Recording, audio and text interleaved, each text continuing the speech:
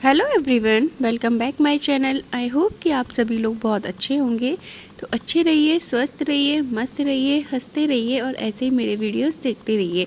तो आज का वीडियो आप लोगों के लिए बहुत हेल्प होने वाली है। आज मैं किचन से रिलेटेड कुछ टिप्स एंड ट्रिक्स आपके साथ शेयर करूंगी जिससे कि आपको बहुत सारी हेल्प होगी। तो क्या है, किस तरीके के टिप्स हैं, उसके लिए आपको वीडियो देखना होगा। तो प्लीज़ वीडियो को पूरा देखिएगा। वीडियो पसंद आए तो वीडियो को लाइक और चैनल को सब्सक्राइब कर दीजिएगा। तो चलिए फटाफट से बिना देरी किए हुए हम अपना वीडियो स्टार्ट करते हैं। तो गाइस, अक्सर क्या होता है कि हम जब भी कभी कुछ इस तरीके से कुकर या भगोने वगैरह में कुछ भी कुकिंग करते हैं और हमारा थोड़ा सा भी ध्यान हट जाता है, तो इस तरीके से अगर कुछ जल जाता है तो ये इस तरीके के मतलब स्ट्रेन लग जाते हैं, दाग इसमें, तो इनको छुड़ाना बहुत मुश्किल हो जाता है। तो ये देखिए पूरी तरीके से जल चुका है, आप देखेंगे ऊपर तक इस तरीके से, बाहर भी काफ़ी जल चुका है। तो इसको अगर इस तरीके के जल जाते हैं तो आप किस तरीके से इंस्टेंटली और बिना किसी मेहनत के अपने बर्तनों को अच्छे से क्लीन कर सकते हैं, आज का टिप्स मैं यही शेयर करूंगी। तो सबसे पहले तो मैंने यहाँ पर देखिए चने बॉईल किए थे जो कि मतलब इसमें लग गए थे।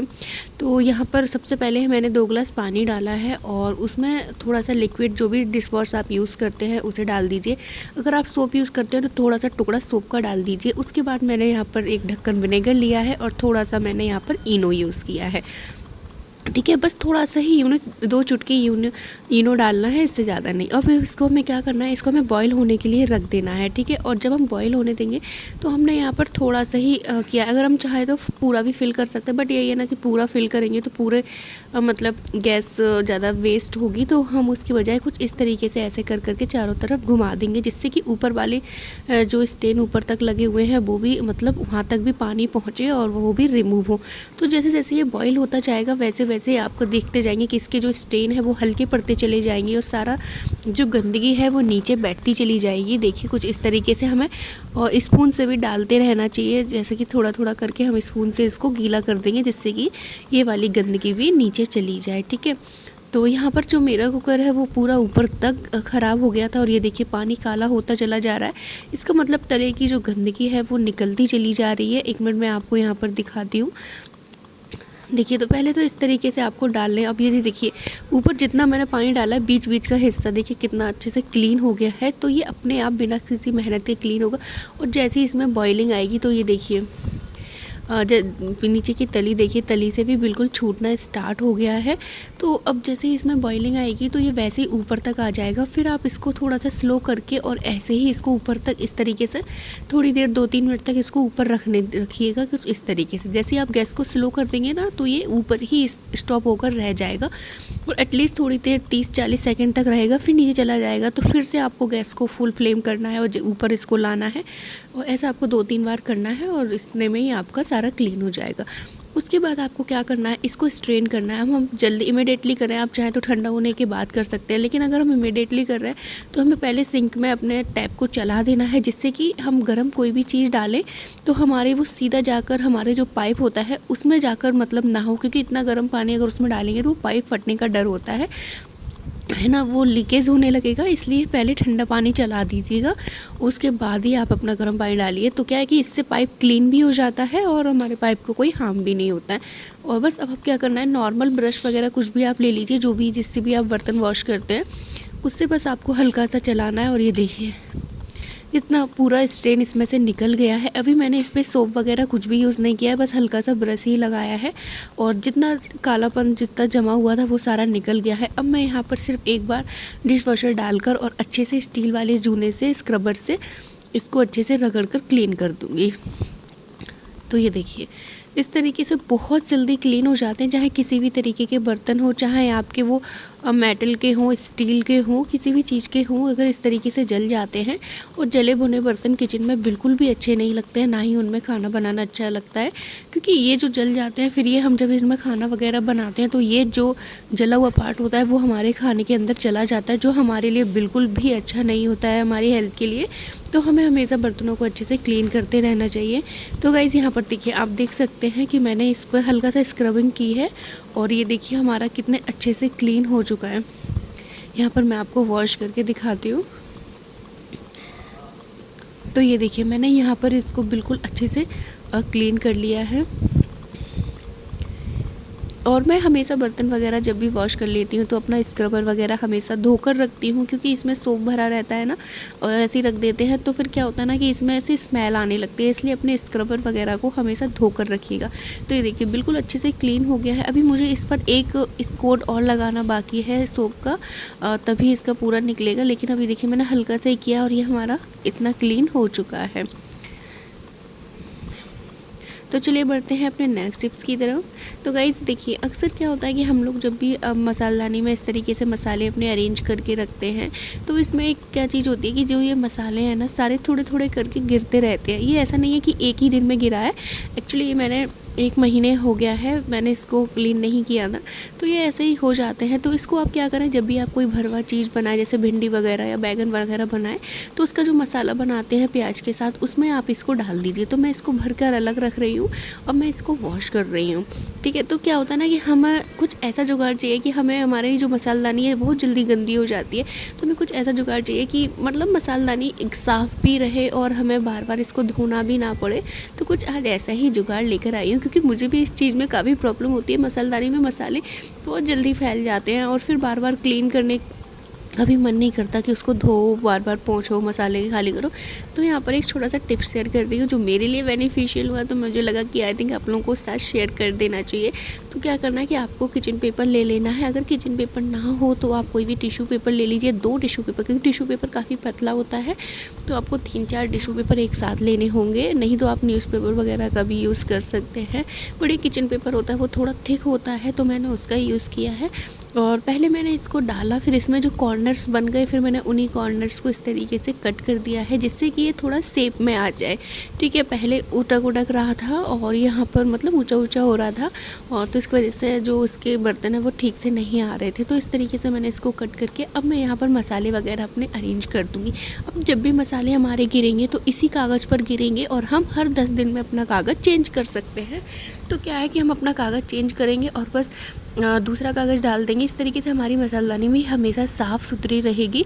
और कागज़ की वजह से क्या है कि कागज़ अगर हम रख देते हैं तो जो नमी वगैरह हमारे मसालों में आ जाती है वो भी नहीं आ पाती है। तो अगर आप अपने मसालदानी में कोई भी बड़ी स्पून वगैरह रखते हैं और फिर बंद नहीं होती है लिड, तो आप उसको मसाले की जो डिब्बियाँ होती हैं, जो कटोरी होती है, छोटे छोटे से बॉल्स होते हैं, उनके ऊपर रखिएगा। उनमें डालकर मत रखिए, उनमें ऊपर रखिएगा।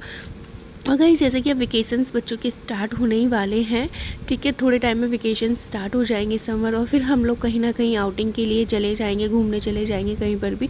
तो इस तरीके में हमारी जो किचन बंद रहता है और ऐसे में बारिश वगैरह हो जाती है तो उन मसालों में वैसे भी नमी आ जाती है, खासकर बारिश के मौसम में। तो आप क्या कीजिए, एक कागज़ जो है इस तरीके से आप किचन का ही पेपर इस तरीके से मसालों के ऊपर रख दीजिए। क्या है कि कागज़ जो होता है ना वो काफ़ी नमी सोख लेते हैं, तो इस तरीके से हमारी मसालदानी में वो नमी बिल्कुल भी नहीं आने देंगे। तो इस तरीके से अगर आप बाहर भी कहीं घूमने जाते हैं तो इस तरीके से थोड़ी सी चीज़ों को अरेंज करके जाइएगा, जिससे कि हमें ही बिल्कुल नुकसान ना हो। इस तरीके से करेंगे तो आपके मसाले बिल्कुल एज इट इज़ वैसे के वैसे ही रहेंगे, क्योंकि मसालों में नमी आ जाती है तो उनमें एक बिटरनेस आ जाती है जो कि सब्ज़ी वगैरह में बिल्कुल भी टेस्ट नहीं आता है। अब बात करती हूँ कि अगर नमी आ चुकी है तो उसको कैसे दूर करें। तो पहला तो तरीका है कि आप इसको धूप लगा दीजिए। अगर बहुत से लोग जो रेंट अपार्टमेंट में रहते हैं या कहीं ऐसी जगह रहते हैं जहाँ धूप में नहीं रख पाते हैं, किराए वगैरह पर रहते हैं, फ्लैट वगैरह में रहते हैं तो नहीं मिलते, तो आप क्या कीजिए कि अपने जो भी आप कुकिंग वगैरह करते हैं, फिर कुकिंग के करने के बाद गैस बंद कर देते हैं, तो बर्नर आपका काफ़ी टाइम तक गर्म रहता है। तो बस उस गर्म बर्नर पर आपको अपनी मसालदानी को रख देना है।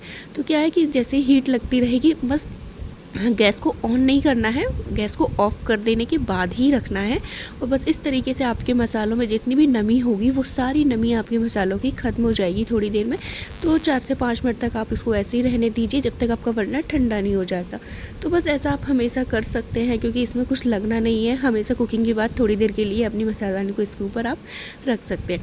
तो गाइस अब नेक्स्ट टिप्स है कि अक्सर लोग डोसा वगैरह बनाते हैं तो बोलते हैं कि दाल चावल को अलग अलग भिगोना चाहिए। तो पहले मैं भी यही करती थी, लेकिन फिर वही है ना, इतने सारे बर्तन गंदे हो जाते थे और फिर उनको धोने का झंझट वगैरह। तो फिर मैंने एक बार इस तरीके से ट्राई करके देखा तो मेरे बिल्कुल परफेक्ट डोसा बने। तो मैंने लगा कि ये मतलब टिप शेयर कर देना चाहिए कि अलग अलग भिगोने की कोई ज़रूरत नहीं है। आप एक साथ दाल चावल मेथी दाना वगैरह को एक साथ भिगो सकते हैं, ठीक है। तो इससे भी ऐसा कोई फ़र्क नहीं पड़ेगा आपके डोसे वगैरह पर, आपके डोसे बिल्कुल अच्छे ही बनेंगे। तो ये हो गई टिप्स। एंड दूसरा टिप्स मैं इसी से रिलेटेड आपके साथ शेयर करूँगी, क्योंकि बहुत से लोगों की कंप्लेंट रहती है कि उनका डोसा ठीक नहीं बनता है, चिपक जाता है, तो वहाँ पर कुछ लोग मिस्टेक करते हैं। तो आज मैं ऐसी 2-3 टिप्स इसी से रिलेटेड शेयर करने वाली हूँ, सो प्लीज़ वीडियो को कंटिन्यू देखिएगा। तो गाइस क्या होता है कि इस तरीके से हम जब दाल चावल सोक हो जाते हैं, मतलब 4-5 से 6 घंटे के लिए सोक करने के बाद फिर हम इस तरीके से पीस लेते हैं। तो ये तो आप सबको पता ही होगा कि हाँ, इसका बैटर जो है काफ़ी मतलब बिल्कुल बारीक बनता है। तो इस तरीके से आपको पीस लेना। फिर क्या करते हैं लोग, पीस कर और जिस बर्तन में इसको डालना होता है डालकर और ऐसे ही लिड लगाकर ढककर साइड से रख देते हैं। तो ऐसे आप लोग ना रखें डायरेक्टली। इसको रखने से पहले आपको थोड़ा सा इसको स्टर करना है। इस तरीके से आपको विस्क करते चले जाना है, थोड़ा सा चला चलू कर आपको इस तरीके से रखना है। थोड़ी देर तक फेंटने के बाद 4 से 5 मिनट फेंटने के बाद ही आप इसको रखें। तो क्या है कि इससे कि ये आपका बिल्कुल फ्लफी हो जाएगा। जैसे आप फेंटते जाएंगे तो ये अपने साइज़ में दुगना हो जाएगा, ठीक है। तो इस तरीके से करने के बाद फिर आप इसको ढककर साइड से रख दीजिए और फिर इसको 6 से 7 घंटे रखने के बाद आप देखेंगे कि इसका साइज़ दुगना हो चुका है और ये हमारा अच्छे से फर्मेंट हो चुका है। क्योंकि डायरेक्टली रख देते हैं तो इतना अच्छा फर्मेंट नहीं होता है और फिर हमारे डोसे चिपक जाते हैं, सही नहीं बनते हैं। तो अगर इस तरीके से आप बनाएंगे तो बहुत ही परफेक्ट डोसे बनेंगे। फिर बस आपको क्या करना है, नॉर्मली आपको फिर से एक बार इसको फेंटना है बहुत अच्छे से। और ये बैटर अब आप कितने पतले डोसे बनाना चाहते हैं वो आप पर डिपेंड करता है। फिर आप पानी मिलाकर इसकी कंडेंसिटी आप अच्छे से मतलब मैनेज कर सकते हैं, लेकिन आपको फिर से इसको फेंटना है। तो यहाँ पर मैंने देखिए थोड़ा सा इसको इस तरीके से फेंटा, ये फिर से फ्लफी होता चला जाएगा। और उसके बाद आपको इसमें थोड़ा कर करके पानी आपको ऐड करना। एक साथ पानी बिल्कुल ऐड ना करें, थोड़ा सा बैटर निकाल लें किसी और बर्तन में, उसमें पानी ऐड करें, ठीक है। इस तरीके से आप काम करेंगे तो आपके डोसे बहुत ही परफेक्ट बनने वाले हैं। तो यहाँ पर मैं आपको एक डोसा बनाकर भी दिखा देती हूँ। तो चलिए फटाफट से डोसा बनाते हैं। तो गाइज़ यहाँ पर देखिए मैंने अपने पैन को गर्म किया हुआ है और हल्का सा बस इस पर ऑयल मैंने लगाया है और बस थोड़ा सा पानी इस पर स्प्रिंकल करूँगी मैं। और बस इसको थोड़ा ठंडा करने के लिए होता है ये। और आप चाहे तो डायरेक्टली भी बना सकते हैं, मैंने डायरेक्टली भी ट्राई किया है। ऑयल सीधा लगाकर आप डाल सकते हैं, ठीक है। क्योंकि ये जो स्प्रिंकल वाला होता है ना, वो हमारे लोहे वाले तवे के लिए होता है, क्योंकि लोहे का तवा बहुत जल्दी हीट हो जाता है, बहुत जल्दी ठंडा नहीं होता।